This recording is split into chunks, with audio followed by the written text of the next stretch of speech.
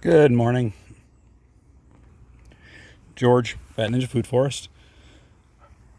Tried to make this video a few times. I keep stopping and getting more berries though. It's the last of the berries for today. I've harvested multiple of these throughout this year so far in the last 3 weeks, the black raspberries. Now I've got blueberries. There's a ton of those. And the blackberries not far behind that. So I'm not going to try and name everything. I'm just going to kind of walk up through and just show. It's just such a joy to be in here. I'm just trying to inspire others. This is really just an inspirational video. I've got these. I've got to come back and see all the insect life on them. I've got to come back out and harvest other berries that are ready. We see this is one of 3 gummies, our smallest one. The other ones are still loaded. I've harvested gallons and gallons. Next to us, there's these pawpaws hanging all over the place.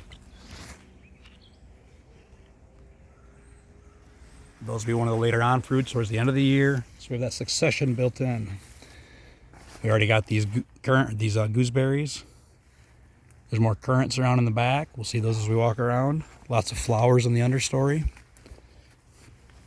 Here we have apples, and we're inside of our annual garden right now. The bottom of it, which I call a long-term annuals.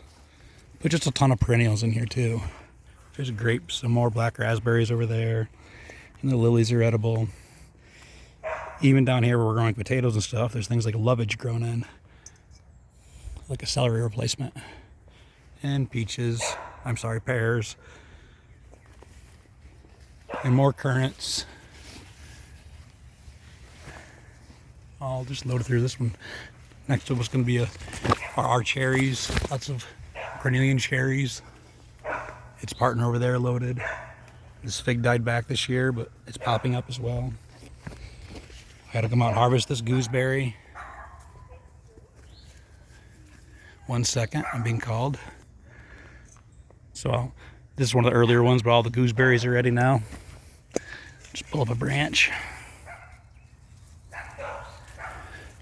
So all these are understory plants. The currant's like a little more sun. The gooseberry can do good in real good shade.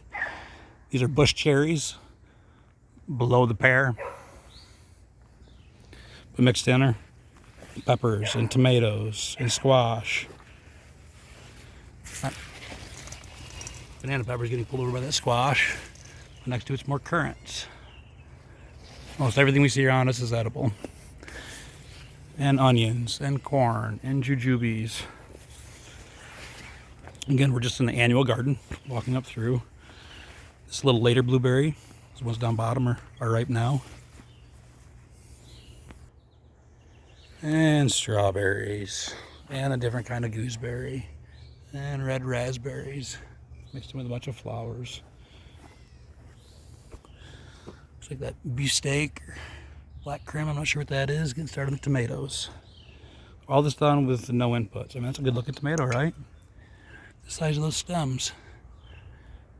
Worm castings. Compost. Organic matter, leaving it in place, start composting it. Here, a bunch more red raspberries. Climbing up onto that jujube. Oh, I was just going to walk up, so this is probably where I'll stop it. But here's the food forest, where that's done even more intensely. The mulberries are next. That's right, full. I got to pick mulberries this afternoon. But I'll leave it here. This is 10 years old. It was a lawn like next door 10 years ago. I mean, there's so many things I want to talk. I ramble on. Self-seeding things that come up. That Tulsi basil. Everything having that succession. Each seed is a certain temperature and it shows up, along with the annuals that we put in here. I'm George, Fat Ninja Food Forest. Please like, share, subscribe. Any questions, please leave them in the comments.